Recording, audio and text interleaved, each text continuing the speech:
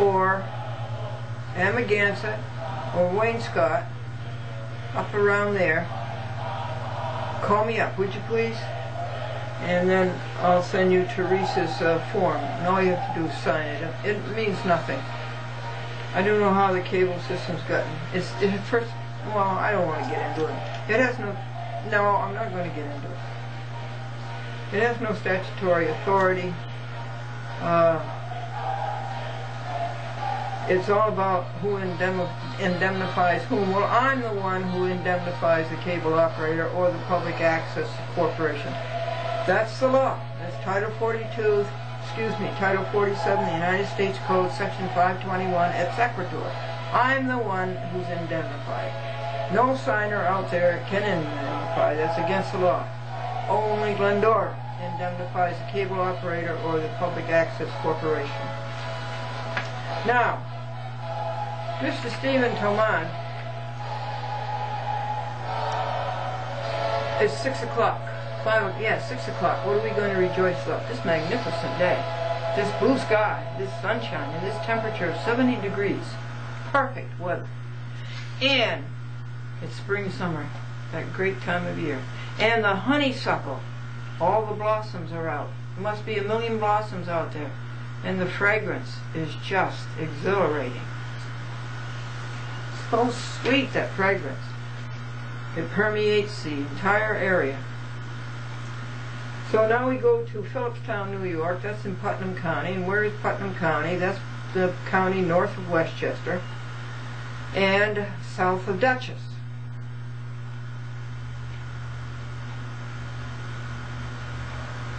As you go up the Hudson River from New York City to Albany, New York. And there's a town there named Phillipstown. And there's a judge there named Stephen G. Toman. And this is so senseless. This is received by Glendora on such and such a date, Flag Day, I guess, and memo endorsed by Glendora on the next day or whatever. And he sends Glendora the copy of the nullity paper of Kenneth Rudolph, Supreme Court, Appellate Term, 2nd Department, State of New York. Do you see anything funny about this paper? Look hard. What do you see funny about it? You don't see a judge's signature, do you? Ah. So Glendora writes back to him, to Stephen G. Toman, and says, does it occur to you that this paper you enclose is a nullity? It is not signed. It is not signed by one judge, let alone 3 judges. There's 3 judges on the appellate term. Further, Jonathan Lippman, Edward McCabe, Kenneth Rudolph, perjured their oath, violated both constitutions, New York State and federal,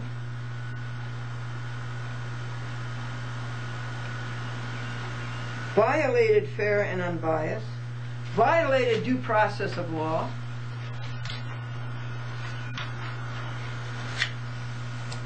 thereby disqualifying themselves, and therefore they must step down. Step down, you 3 judges. Any judge who perjures his oath by the 14th Amendment, Part 3, loses his job. And by Part 4, loses his pension. So you 3 judges have just lost your job and your pension because you perjured your oath. You violated the constitutions of the state of New York and of the United States of America. Now the same applies to you, Stephen G. Toman. My prosecution of 10 New York State judges has started. Who are the other ones? Well, there's Melvin Tannenbaum in Suffolk,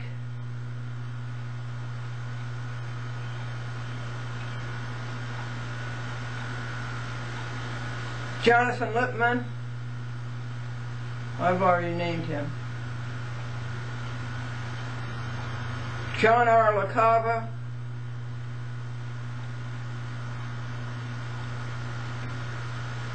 and N.G.O. Lillo. Those are 6 appellate judges that I'm prosecuting. Now, who are the other 10? Peter Lane and Rye, Charles D. Wood in Yonkers, no good Wood, John Bryan Hansberry in White Plains, and John Voch in Harrison. Glenn says to Stephen Toman in Phillipstown, Putnam County, have you learned yet by the Uniform Justice Court Act, Section 1801, that there has to be a trial in small claims? He let a year go by on extended motion practice, which is not allowed in small claims, and he never had any trial. That's dumb. Have you learned yet, Stephen G. Toman, that a decision is to be mailed out 2 weeks after the trial? He took from November to June, I think it was.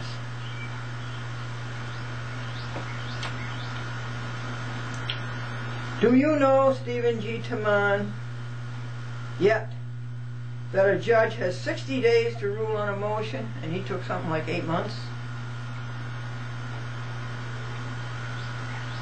Yeah, you took from November to April. Okay, it's April, excuse me.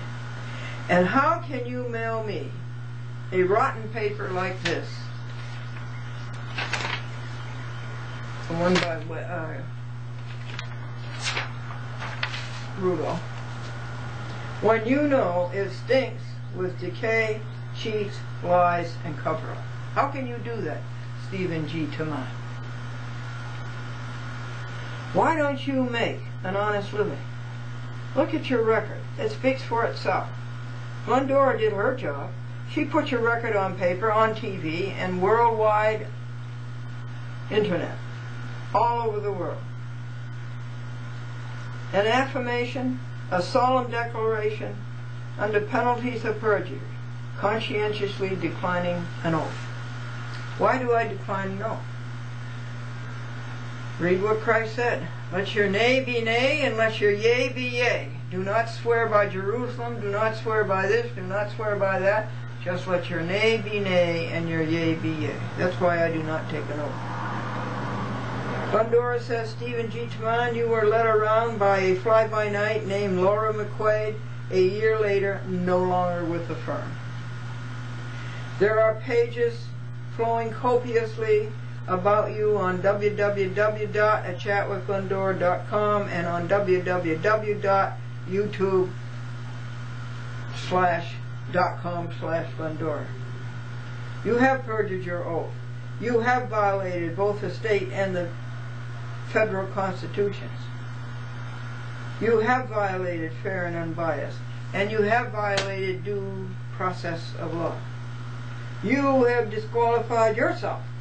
So you step down, Stephen G. Toman, Phillipstown. By the 14th Amendment, Part 3, a judge who purges his oath loses his job. And by Part 4, loses his pension. Glendora has started her prosecution of you and your accessories, including Rudolph, McCabe, Lippman, and Lodge. Lodge is a federal judge in Boise, Idaho, who violated the United States Code, let alone the United States Constitution. Scheduled to be interviewed on TV shortly is a person very knowledgeable of Putnam County politics and crookedness. And this was written on Flag Day, June the 14th. Here, give me a second. Here, let me see you. Oh, come here. Here. Your public loves you. Yeah, your public loves you. Yes, look at that.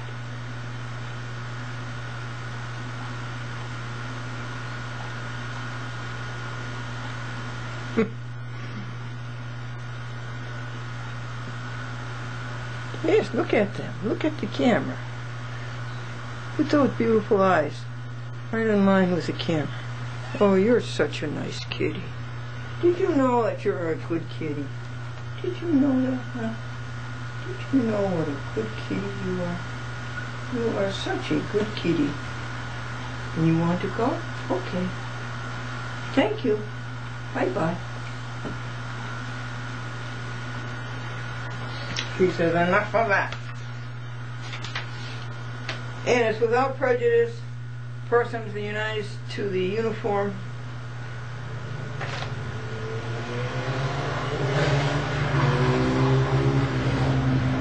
What is that? Article 1207. I guess it's the Uniform Commercial Code, or what is it? Something commercial code. And it's Opus 1482.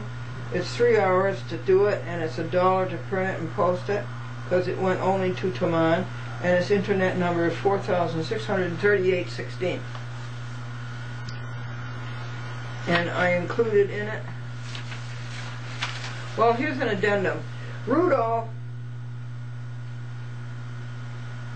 lies that it was a motion for re-argument. I did not move for re-argument.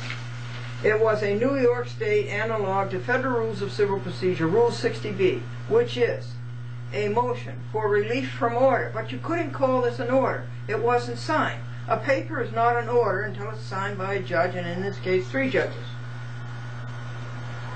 And then another lie that Rudolph told is a leave to appeal to the appellate division. I would never appeal to the appellate division. They are a bunch of gangsters. I've gone there 20 times. I think it's cost something like $30,000. And they never did one thing that was just. They are so crooked black, the appellate division. So Rudolph is lying here. I do not want to go to the appellate division. Since this is a constitutional issue, I can bypass the appellate division and go up to the New York State Court of Appeals, the Judith K. Court. And even better than that, since it's a constitutional issue, I can go to the Supreme Court of the United States and start an original action without going through any of the lower courts. So, Rudolph is just one lie after another. Every paper is one lie, one lie, one lie. They lie exponentially. But I don't care, Mr. Stephen Toman.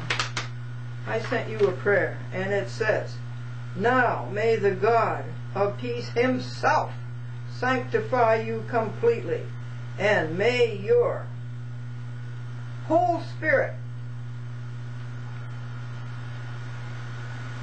soul and body be preserved blameless.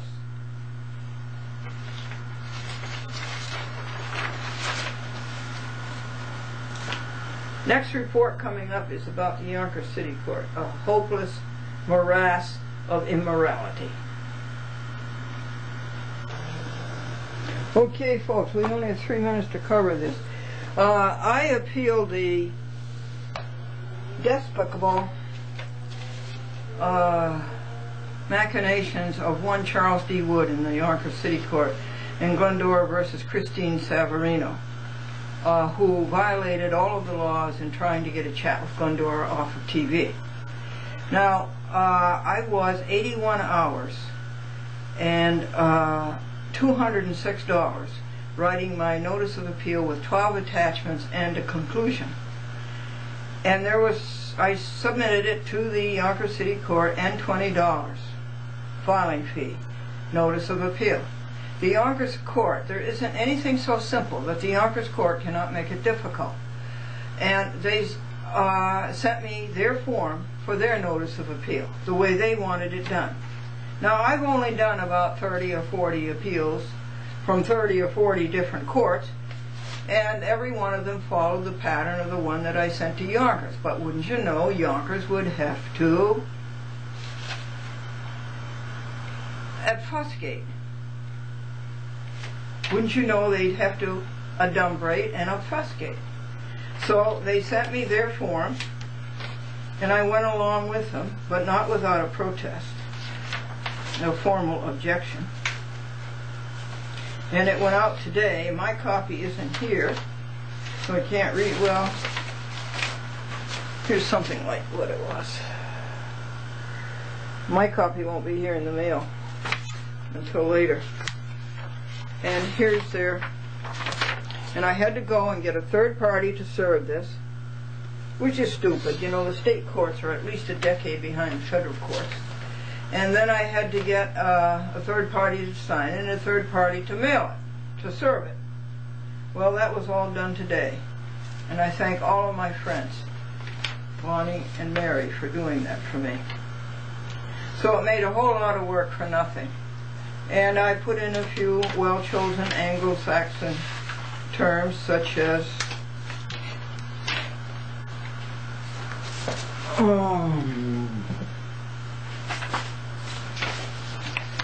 I said I made sure that that clerk make sure that you send my 12 attachments and the conclusion to the appellate term with my notice of appeal. There was nothing wrong with the notice of appeal that Glendora submitted on May the 25th, 2007. She stated the same in dozens of notices of appeal in both the appellate term and the appellate division. But leave it to Yonkers Court to mix up everything. And there is nothing so simple that the Yonkers Court cannot make it difficult. Take notice that Glendora submitted her notice of appeal May the 25th, 2007 with 12 attachments plus a conclusion. Notice to the court makes certain that all 12 attachments plus the conclusion go to the appellate term with her notice of appeal. Signed June 14th, 2007, Glendora. It wouldn't be a wild speculation to say that what the Yonkers City Court was trying to do was to lose Glendora's notice of appeal with the 12 attachments and the conclusion, so that the appellate term wouldn't have that record. Remember, the Yonkers Court, stupid Charles A. D. Wood, sent the file back to me? A court's job is to keep a file. If they send a file to me, where's the record in the court? And also, what are they going to send the appellate term as a record on appeal? Okay. I'll see you again, and on a happier note.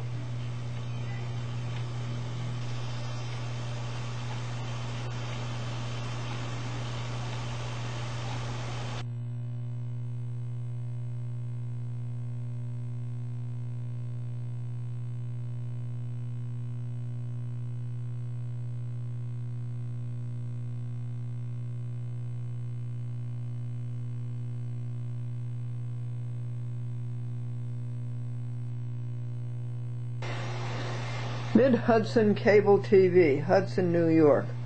Lori Pulver. Captain Medina.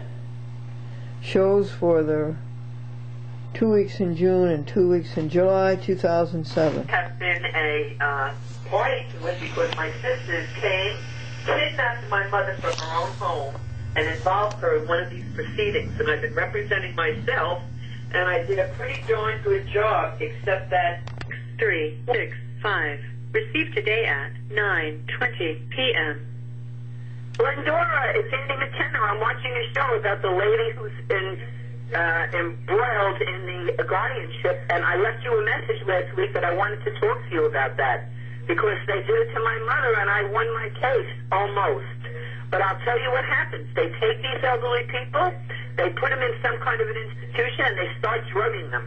My mother could walk when she left here on the day before Christmas, and within a month and a half, she was so weak she couldn't get out of bed. I could tell you plenty about the guardianship. I went down into the archives, and I read case after case after case, and it's more than a racket. It is the most horrendous thing that ever existed, and I am bringing a lawsuit to have the Court of Appeals declare it unconstitutional. They take people out of their homes when nothing's going on. They sell people's homes.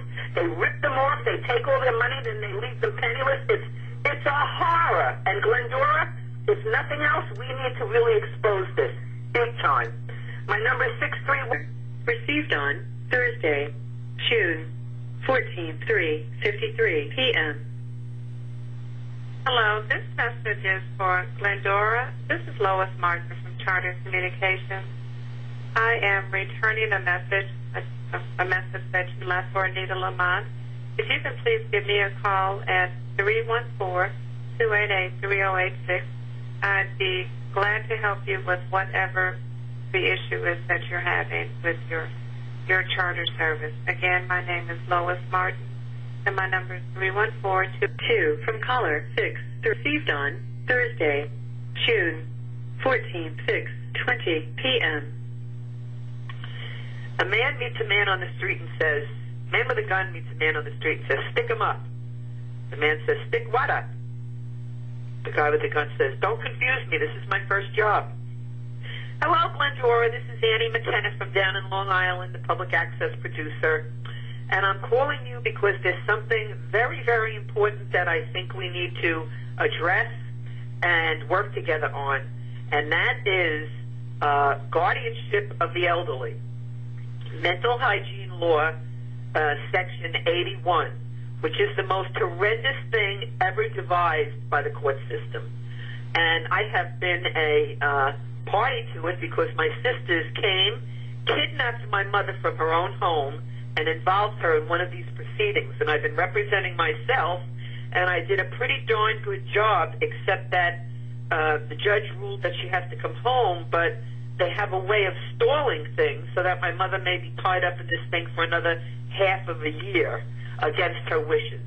So there's a lot of things that I didn't know about guardianship when I first got involved in this.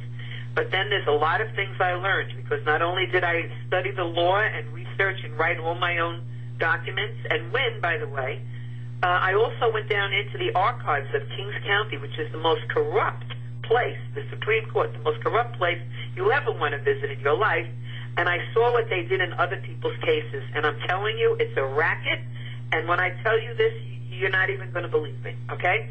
Anyway, my number, you call me back and I'm not here, just leave your number again with a good time that I can get back with you, okay? And that we'll have a little time to explain what's happened.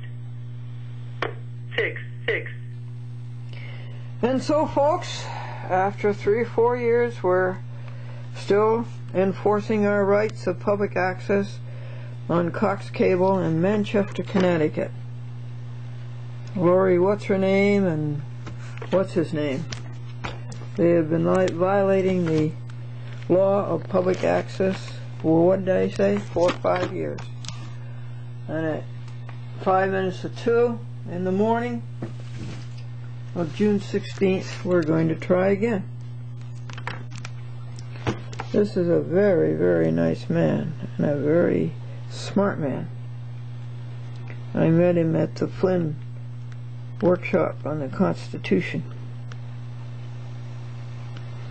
and he lives right near them, near Cox Cable, Utopia Road. Huh. Today is vegetarian meal on the 17th of June. Dinner cuts, Loma Linda, meatless dinner cuts, no animals, made with grain products. They say low fat. I think it's no fat. I don't think there's any fat in them. But anyway, here they are, cut up with scissors and breaded and sauteed. Mashed potato, corn. I'm sorry about the double starch, but there wasn't anything else in the cupboard. This should be green beans or green peas. And now the gravy.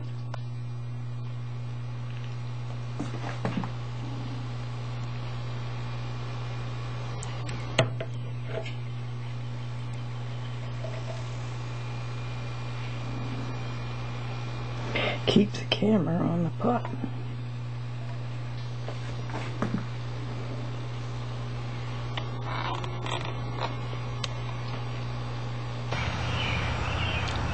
Let's study some words, folks, while we're eating our dinner. You know, the English language is powerfully accurate if you work at it. An affidavit is a sworn statement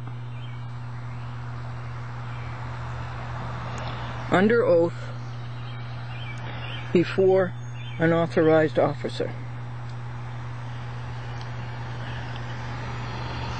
Affirm, confirm, ratify, assert as valid, assert positively. Aver, avouch, allege, attest, and asseverate. Testify, declare, profess, and pronounce.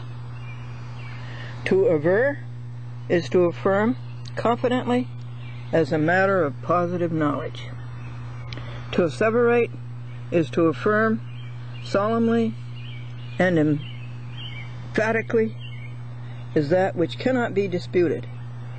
To protest is to affirm publicly and formally, as if in the face of doubt. Now, an affirmation is a solemn declaration made under penalties of perjury by a person who conscientiously declines taking an oath. You know where that came from? Jesus Christ. He says, don't swear by this or swear by that or swear by these or those. Simply make your nay be your nay and your yea be your yea. Afflatus. This is one of my favorite words in the whole collection. A divine imparting of knowledge. Overwhelming or supernatural impulse.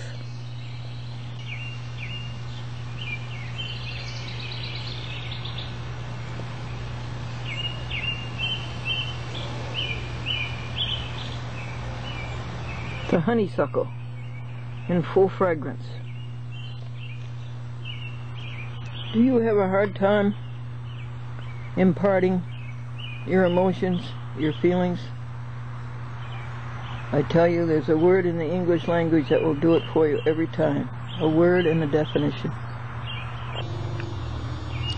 Afflict. To inflict some great injury or harm.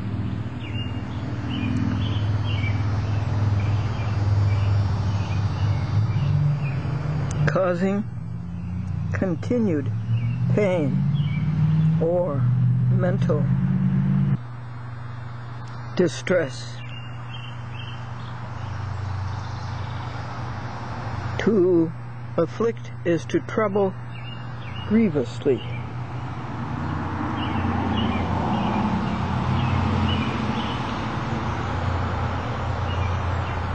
Affluence.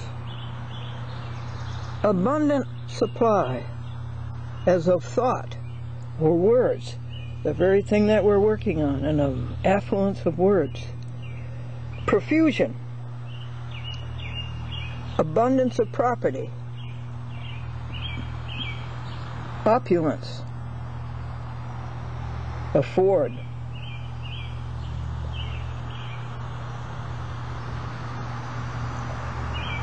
To incur without serious detriment. Affranchise. To free from bondage or obligation. Affray. The fighting of persons in a public place to the terror of others. Affright. Sudden terror. Affront. To offend by disrespect. To insult. To the face. By demeanor or language. If you thought